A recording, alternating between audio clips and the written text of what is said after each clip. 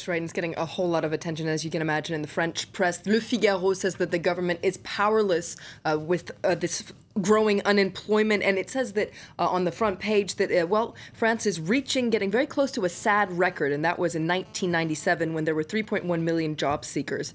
In their editorial, Le Figaro points out that over the last 40 years, consecutive governments have made the same mistakes, using the same policies that don't work to try and curb unemployment, and François Hollande is falling into the same trap. He's spending state money on programs to try and create jobs, but in the end, there's long-term unemployment that's rising, and the government is broke. So according to Le Figaro, what's really needed is a major overhaul of the French labor system, and that would include, for instance, making hiring and firing more flexible, and also really restricting access to unemployment benefits. Libération, in their editorial, also points out that the government is quite powerless with this growing unemployment, but it's a little bit more positive. It says this is not the government's fate. It points out that François Hollande vowed to reverse this trend, and he's put into place several reforms to try and trigger hiring.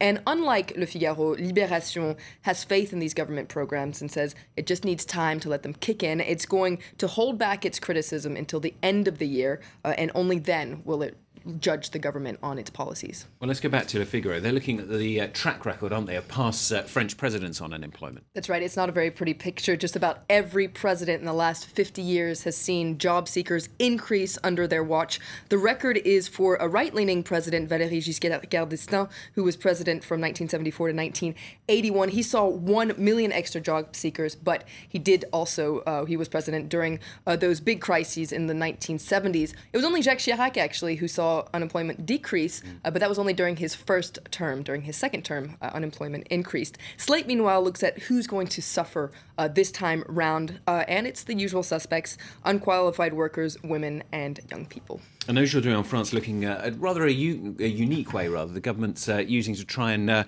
raise money. That's right. Well, the government has all sorts of amazing property. So we have all of our monuments, of course, but there are also hospitals, prisons, schools, etc.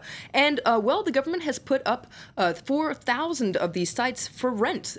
Basically, you can rent them for a fashion show, to film a movie, or even just to organize a private party. Last year, the government raised about 10 billion euros this way, and it was all reinvested locally. Yeah. And there's a website that actually catalogs all these places you can rent. For instance, if you want to rent a room in Paris's main court, well, it costs you between 3,000 and 4,000 euros a day. I always want to know how much it costs to rent the Grand Palais, because I love that place. Maybe we could organize a party there. What do you think? €2.50. It's enormous if you don't know it.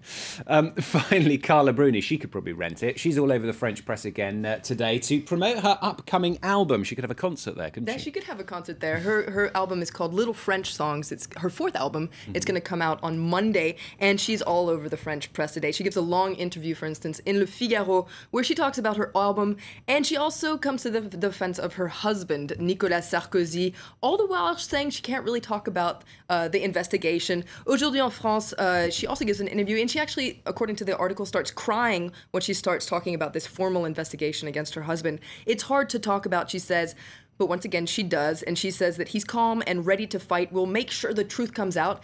And there's a funny drawing in Libération today where you can point out that, well, it seems like Nicolas Sarkozy is actually talking through her. She's promoting her album, but he's making himself heard loud and clear there. And so, yes, there are all sorts of things that she talks about in these interviews. For instance, she says, "The only thing I know how to sing about is life." And my favorite quote is, "I love being my man's lady." That was in Aujourd'hui en France. Lovely stuff. I can just see that cartoon on the stage at the Grand Palais.